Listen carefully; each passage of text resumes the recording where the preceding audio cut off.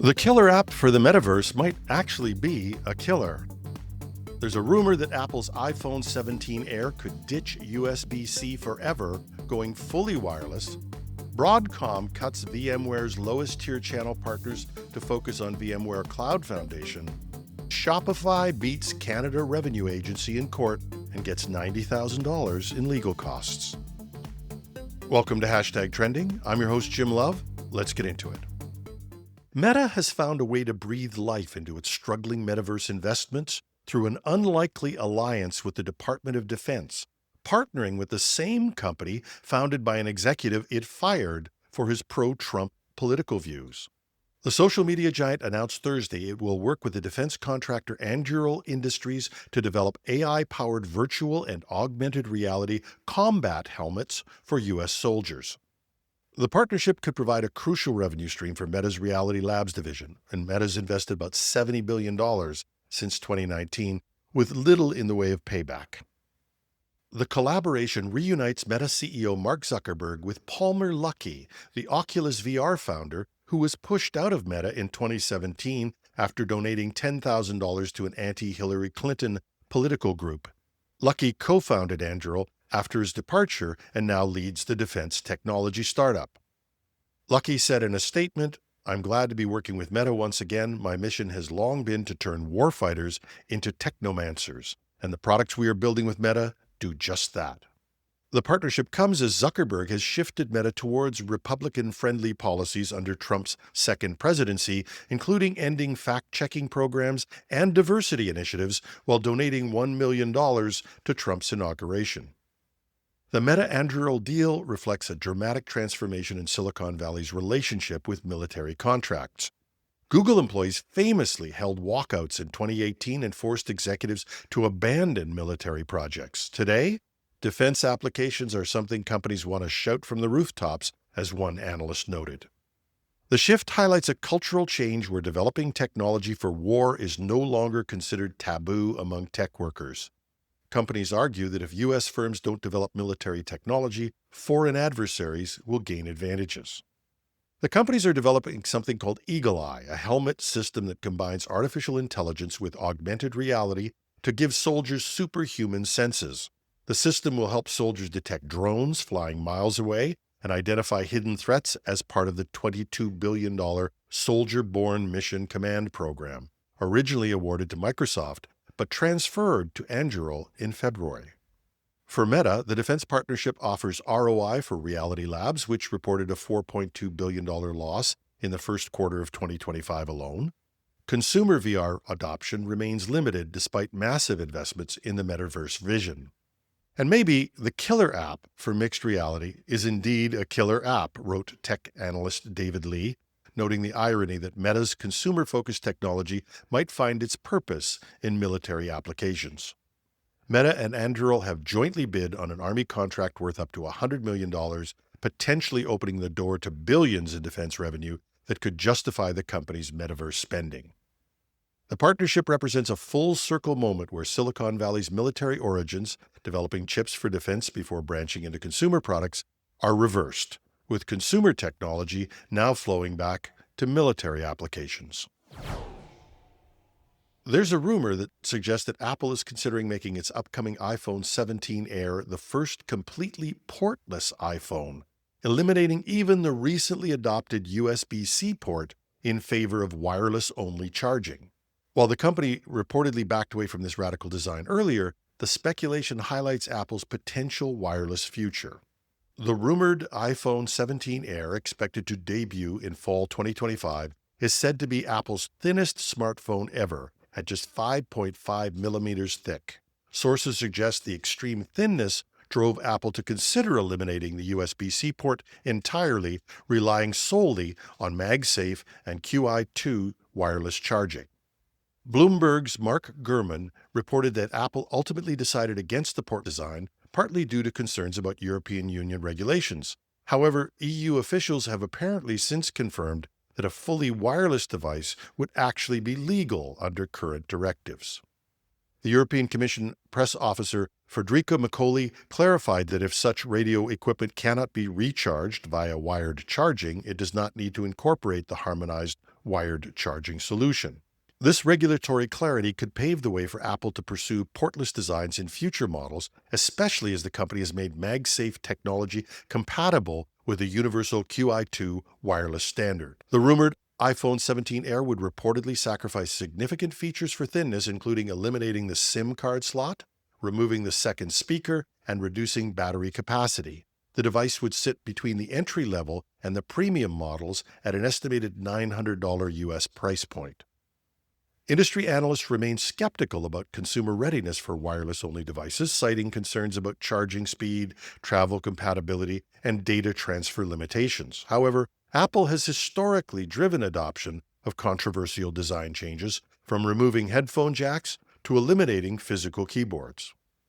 Apple has steadily improved wireless charging capabilities, boosting MagSafe speeds from 15 watts to 25 watts with the iPhone 16 series, and the company's adoption of the QI2 standard ensures compatibility with third-party wireless chargers, addressing potential EU concerns about the proprietary charging systems. And if successful, the iPhone 17 Air could serve as the testing ground for broader wireless adoption across Apple's smartphone lineup, potentially reshaping how consumers interact with mobile devices.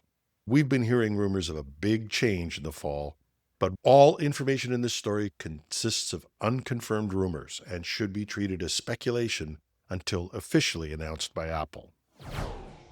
Broadcom announced Sunday that it's eliminating the lowest tier of VMware's channel partner program, cutting access for thousands of resellers as the company continues streamlining operations following its $61 billion acquisition of the virtualization giant. VMware's four-tier channel program previously included Pinnacle, Premier, Select, and Registered Partners. The registered tier, the entry-level partnership category, is being completely retired in the Americas, Asia-Pacific, and Japan regions. The company says the registered tier is being retired as the vast majority of customer impact and business momentum comes from partners operating within the top three tiers. That's according to Brian Motes, Broadcom's Senior Vice President for Global Commercial Sales and Partners, in Sunday's blog post announcement. In addition, Laura Falco, Broadcom's head of global partnership programs, told the Register that the vast majority of these registered partners are inactive and lack the capabilities to support customers through VMware's evolving private cloud journey. Affected partners will receive 60 days' notice before deauthorization. However, some long-term partners dispute the inactive characterization. Canadian managed services provider Members IT Group, a VMware partner for over 19 years, learned this week it will lose reseller status. CTO Dean Colpitts told Ars Technica, "The only reason we were inactive is because of their own stupid greed. We and our customers would have happily continued even with a 10 or 20% increase in price. 50% and more with zero warning last year after customers already had their FY24 budgets set was the straw that broke the camel's back." But Members IT Group isn't alone. Major distributor Ingram Micro ended its VMware relationship earlier this year due to these changes. Broadcom is emphasizing its focus on VMware Cloud Foundation, or VCF, Broadcom's private cloud platform that combines compute, storage, and networking. Partners who remain must demonstrate higher levels of commitment and technical capabilities. But Broadcom is also raising requirements for the remaining three tiers. Pinnacle partners must either hold Expert Advantage professional services partner status for VCF deployment or maintain a dedicated small and medium-sized business practice. Both Pinnacle and Premier partners must maintain dedicated sales and technical staff and execute joint business plans with VMware. These changes don't apply to European partners. VMware told the Register, "We don't have any program changes in Europe to announce." But this exemption comes amid growing regulatory scrutiny, as European trade associations have criticized Broadcom's changes and urged the European Commission to investigate the company. Gartner VP and analyst Michael Warrilow told the Register the move will benefit VMware's rivals.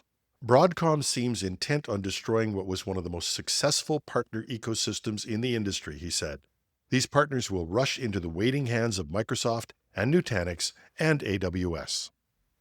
The latest cut continues Broadcom's controversial reshaping of VMware's business model since the acquisition, including eliminating perpetual licenses and moving to subscription-only models.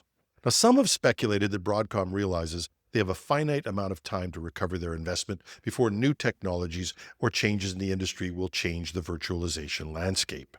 Others have thought of it as a more standard flip-flop that has always been part of channel programs.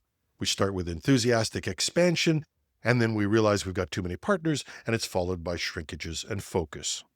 And noting that Microsoft is also making noises about potentially culling their partners to focus on those most aligned with their strategic objectives. And in a world where it seems that government has an unchecked access to all your information, a bright spot appears. A federal court decided with Shopify Thursday in a major privacy battle against the Canada Revenue Agency, ordering the government to pay $90,000 in legal costs after the CRA failed to justify its sweeping data request. The CRA was seeking over 6 years of records from Canadian Shopify merchants to verify tax compliances, demanding names, birth dates, addresses, phone numbers, bank account details, and complete transaction histories. The agency also wanted to share some data with Australia's tax office.